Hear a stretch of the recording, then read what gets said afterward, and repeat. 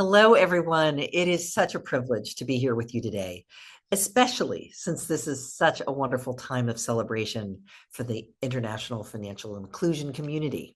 It's time to celebrate the tremendous gains that we've made in financial inclusion.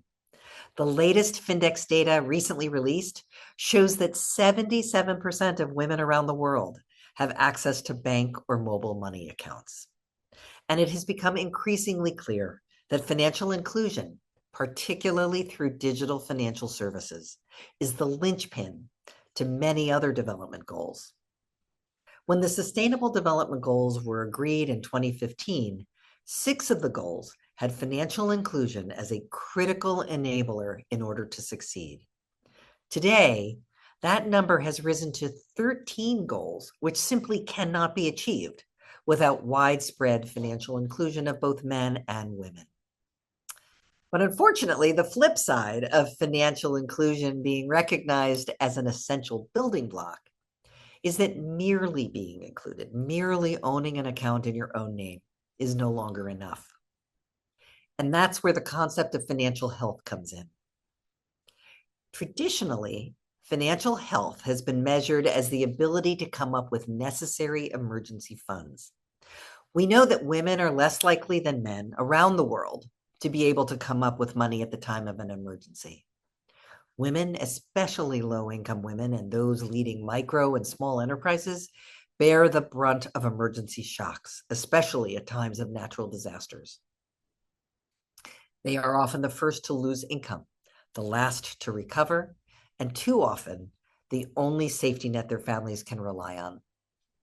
And account ownership, particularly if it's not a digital account, is no guarantee of protection at a time of emergency. Let me give you just one example. 75% of adults who were exposed to a natural disaster in the last 3 years have a bank account. These people own accounts. They are financially included. But in South Asia and sub-Saharan Africa, over half of those people lost physical access to those accounts following a climate event. That's why I would encourage all of us to broaden our understanding of financial health to include the ability to prepare for and bounce back from shocks, and beyond that, to have the ability and confidence to bounce forward as well. Women's World Banking believes to be truly financially healthy, both men and women need to be able to use financial services to manage daily finances and to be resilient to shocks. But financial health also means being able to pursue your own goals and achieve financial freedom. I think the reason this definition of financial health resonates so closely with me is that it dovetails with the way that Women's World Banking measures the impact of women's financial inclusion. As one of my very wise colleagues, Wanjiku Kabui, once said, "It's not enough to give a woman an account in her own name. We have to be able to answer her when she asks us, 'Now I have an account, so what?'" So we worked with Harvard economist Martha Chen to create a framework for tracing the changes a woman experiences when she engages with financial services. Chen identified 4 pathways through which individuals experience change: material, cognitive, relational, and perceptual. Material change measures whether there are any increases or decreases in a woman's income or her earning capacity, and whether she or her household has gained access to additional resources. One example of a Women's World Banking project that resulted in profound material change for women-led businesses was our recent project with India's Credit Guarantee Fund Trust for MSEs.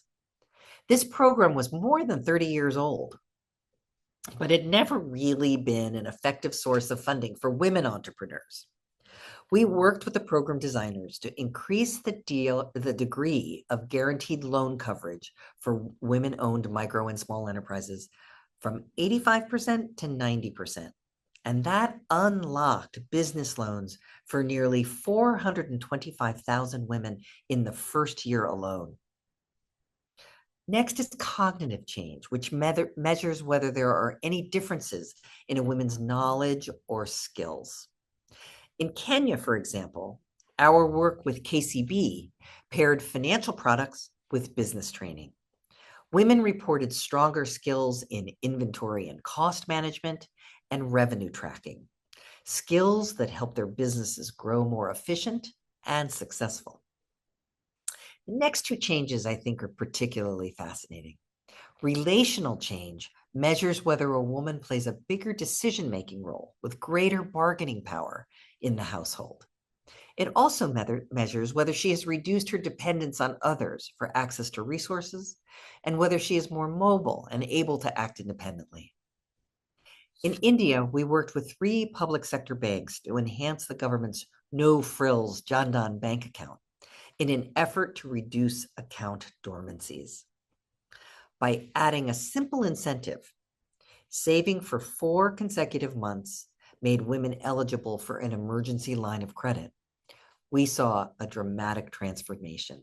Within 18 months, our researchers confirmed that women account holders reported an increase of 21 percentage points in their participation in household decision-making. Perceptual change assesses whether a woman has gained in confidence and has a greater sense of self-worth, while also assessing whether she is able to move beyond her day-to-day existence and begin to plan for the future.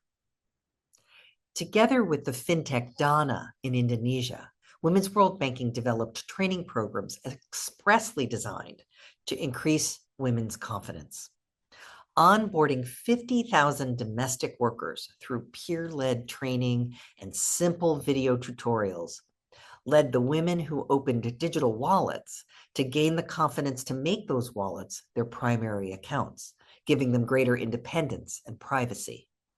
In fact, the percentage of women rating themselves confident increased from 54% to 80% following the training programs.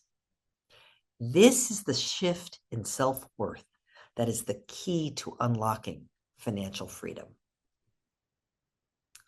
Financial health and financial freedom will remain merely abstract concepts without a name and a face behind them.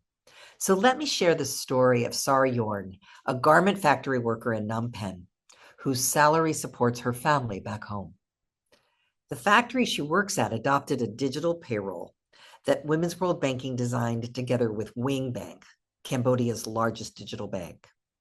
Today, more than 80% of women workers there use the Wing app to save, borrow, and send money, transforming long cash payday lines into real financial freedom. For Sara Yorn, it means greater security, confidence, and agency in her own household. Let's hear her story in her own words.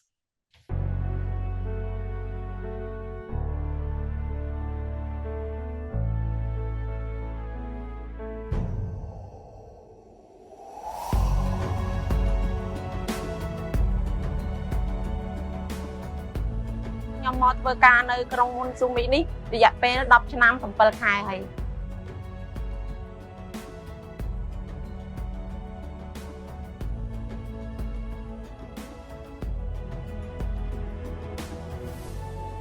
ពីដំបូងឡើយគឺយើងបើកជាសាច់ប្រាក់ហ្នឹងគឺវាពិបាកលើការគ្រប់គ្រងលុយហើយនឹងចំណាយពេលវេលាច្រើនតម្រាំដល់ឈ្មោះយើងគឺរយៈពេលគឺប្រហែលជាមួយថ្ងៃបើសិនជាយើងត្រូវការផ្ញើលុយទៅអ្នកផ្ទះបន្ទាន់អត់អាចបានចេញទៅភ្លាមទេ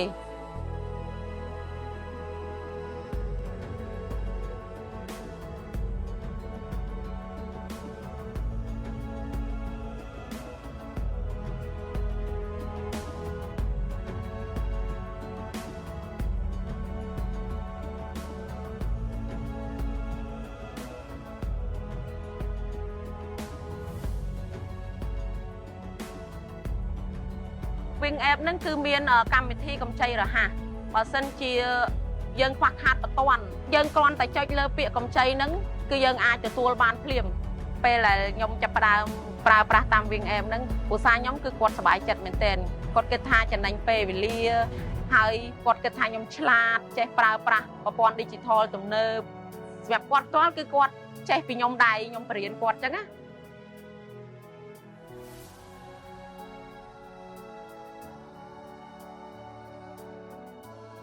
សប្តាហ៍ថ្ងៃគឺការងារស្រួលនោះគឺយើងគ្រប់គ្រងទៅលើសាច់ប្រាក់របស់យើងគឺយើងមានភាពស្ទាត់ជំនាញហើយអត់អាចត្រឡប់ក្រោយទៅសភាពបុរាណពីមុនដែលយើងគ្រប់គ្រងសាច់ប្រាក់នឹងដៃបានទេ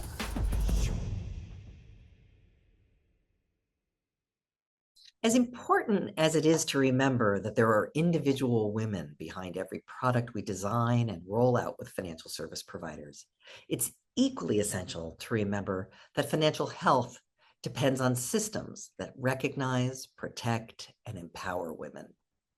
Digital ID, inclusive payments, and consumer protection are the pillars of trust, access, and agency.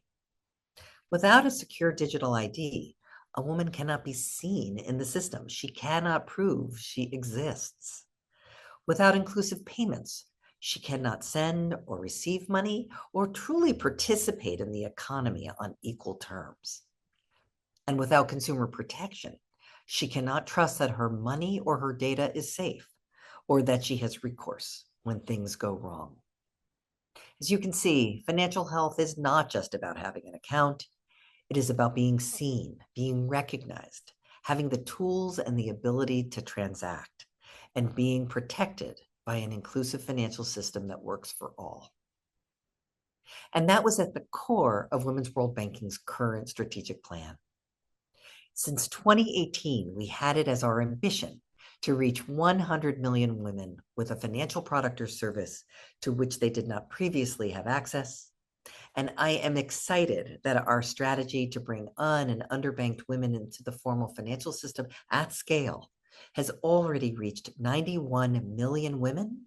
And by doing so, we have also provided 54 million men with access to new financial products and solutions.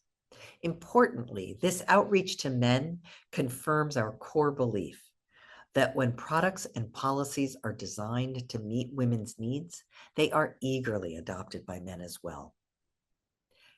These numbers are more than milestones. They represent millions of entrepreneurs, farmers, mothers, and fathers whose access to financial services allows them to build their resilience, grow businesses, provide new jobs, and plan for a more secure future. But we can't drive this kind of change alone. While the barriers excluding women from the formal financial system are complex, the progress achieved leaves me optimistic that our collective vision of inclusive finance for all is within reach.